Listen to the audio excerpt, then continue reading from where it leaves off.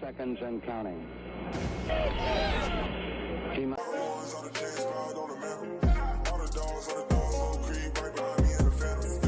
Hey, what's good, y'all? Welcome back to another video. It's Anish. I'm joined with Drew, and today we are going to be going over the Texans game against the Colts. It ended up in a tie. I know a lot of us were pretty upset about that result. I honestly thought in the moment it was pretty frustrating as a fan for Lovie Smith to punt on 4th and 3 and just like settle for the tie. I thought from a logical standpoint, it makes sense because the Colts had us like they easily could have won the game if they made the field goal, but they missed the field goal. So we were basically going to have an L that game and to kind of end up with that game with a tie, which is obviously between a win and a loss.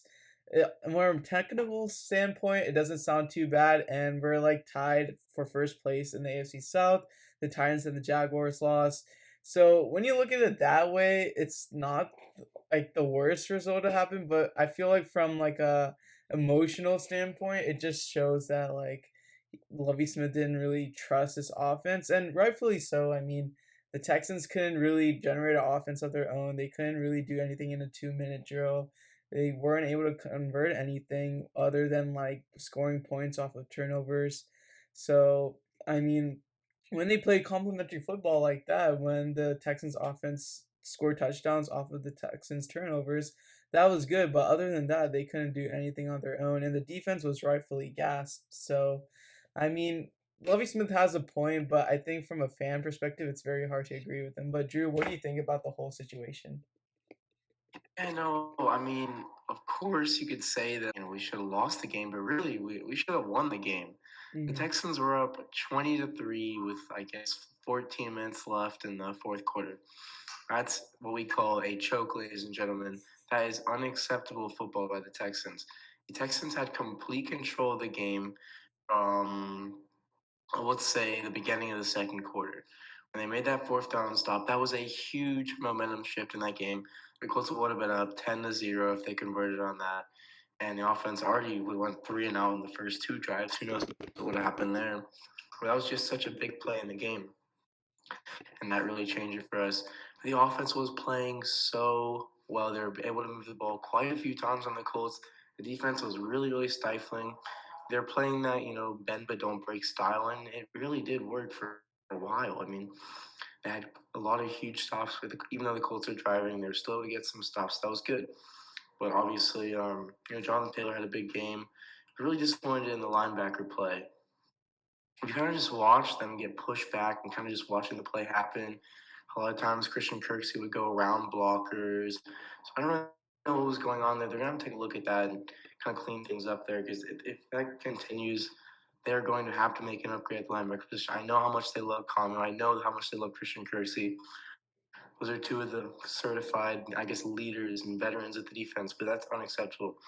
And in terms of the Lovie Smith decision to punt, I've been thinking about that for the entire time.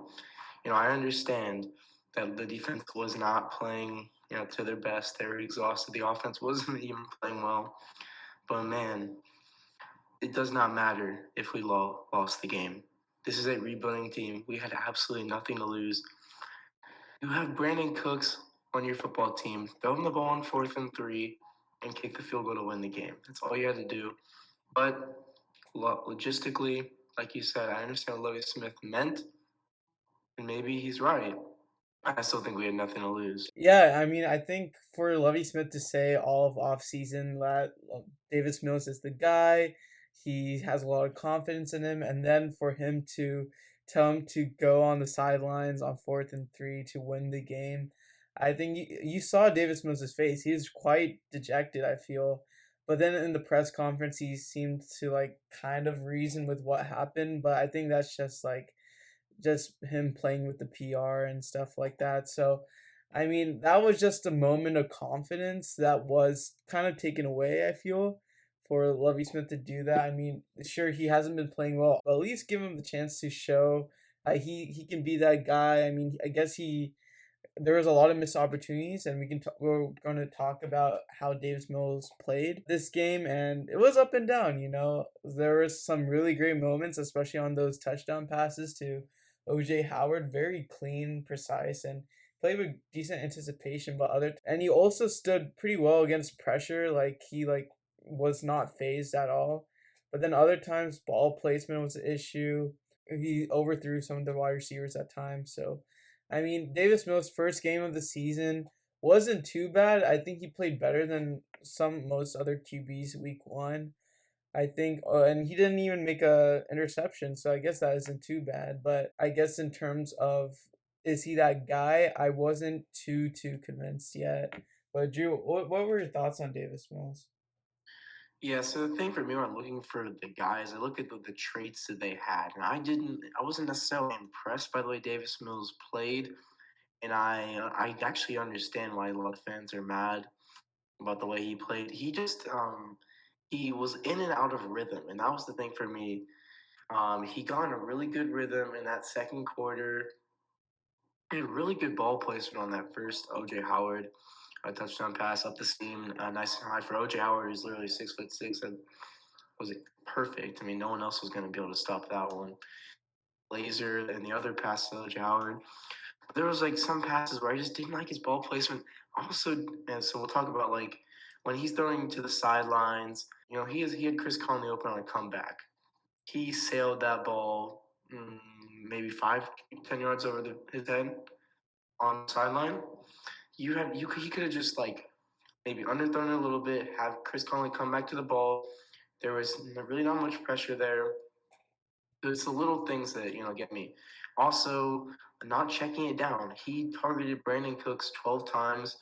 Can guarantee you at least 3 or 4 times he was double covered. He was just forcing it to Brandon Cooks, and that's not okay. The Texans need to see what Davis Mills can do when he does not go to Brandon Cooks. If he can just check it down, there's multiple times where he could just check it down to Burkhead, got him a couple yards, and just keep progressing. A Pep Hamilton offense needs to stay on schedule. And there was a lot of times where the Texans got off schedule, and that's why the offense looked like they were struggling. If you just get 3 to 4 yards every single play in a Pep Hamilton offense, you're going to be able to chunk, take a shot deep, touchdown. The Texans weren't able to take any deep shots yesterday because they did not stay on schedule, and that's a big issue. And Davis Mills has got to stay in rhythm. He's got to be comfortable. And especially after that fumble, he was not calm at all. He took 2 horrible sacks after that, one in overtime, where that just literally that was it. It was 2nd and 17. There was no way that you knew the Texans weren't coming back from that because he just stood there. There's another play end of the first half where Chris Moore is probably going to be open on a crossing route. And Davis Mills is just not reading the whole field quite yet. But the thing is, it's okay. That was Davis Mills' 12th NFL start, 28th combined with college and NFL and starts. He needs more experience. So by the end of the season, if he's not doing that, then we'll have a talk. But right now, I think yesterday was a great learning experience for him, and he did still play genuinely decent. Yeah, I think against the Broncos next week it'll be a better. We'll obviously have more information on Davis Mills, how he'll bounce back from this type of game, and I just want to talk about. I guess overall the offense. It seemed like at the first 3 quarters, it seemed pretty efficient. Like at least I thought the play calling was better than past years. But then the fourth quarter, when we're up 20-3, we just took our foot off the gas pedal basically, and we just ran really conservative play calling. So I think that was our demise, is that we were going too easy at the end, and we kind of let up, and we kept on having just so many 3-and-outs, and so our defense was kind of out there for most of the game. And speaking of the defense, I thought they did pretty well. I mean, they got 2 turnovers. Jerry Hughes making that really good interception, breaking up that screen, and I think Roy Lopez recovered a fumble recovery. So I think that was pretty good. Jalen Petrie almost had an interception that almost could have won us the game. And our red zone defense was surprisingly really good when stopping them to a field goal. I mean, Stingley stopped them on like the third and goal, like with the pass breakup.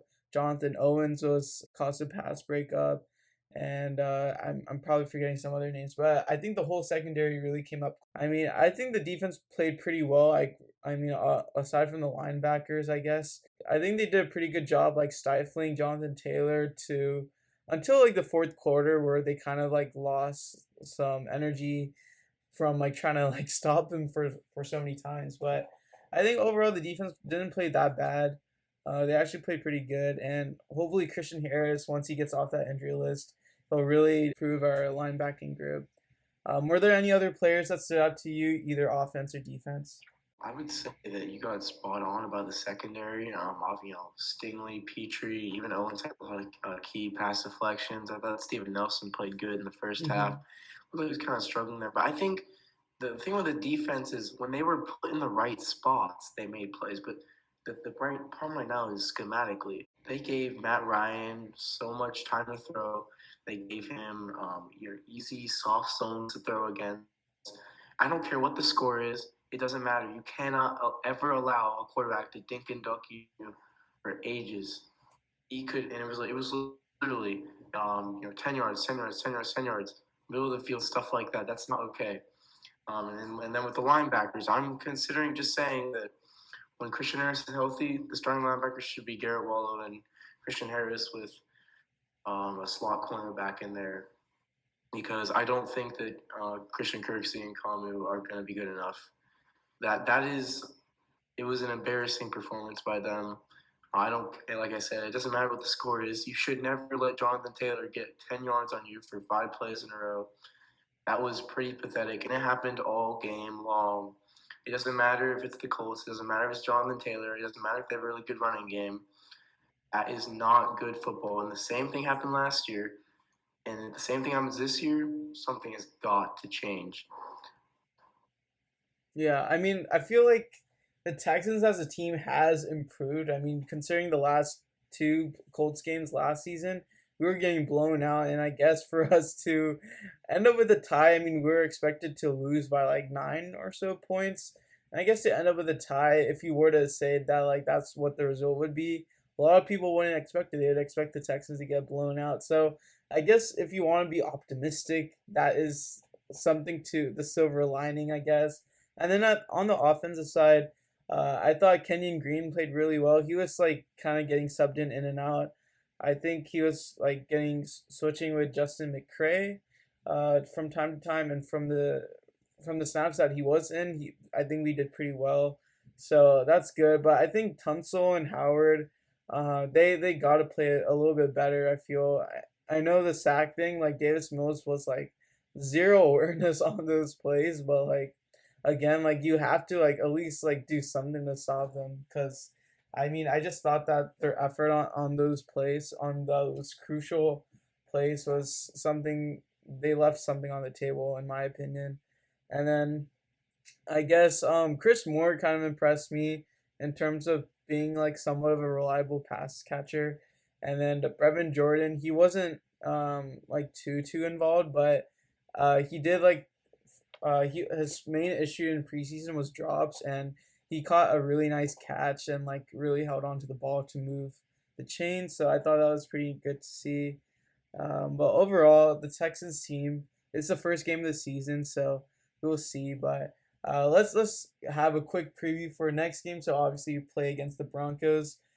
Drew, do you think we'll end up with a win or a loss, and how do you think it'll go? Obviously the Broncos are a completely revamped team. We'll see them tonight against the Seahawks and see how they play. But they're super talented, offense, defense. They got Russell Wilson. They got those weapons in Sutton and Judy. But it will be a good test for the Texans. Defense is going to be a little bit different than the Colts. Obviously, a lot more pass heavy, but they do have Javonte Williams and Melvin Gordon. This will be another really, really good test for them. They have got to change things up from what they did last week. That was not okay, even though they did play super solid. But once they're playing well And if they get off to a fast start against the Broncos, they've got to be able to maintain that.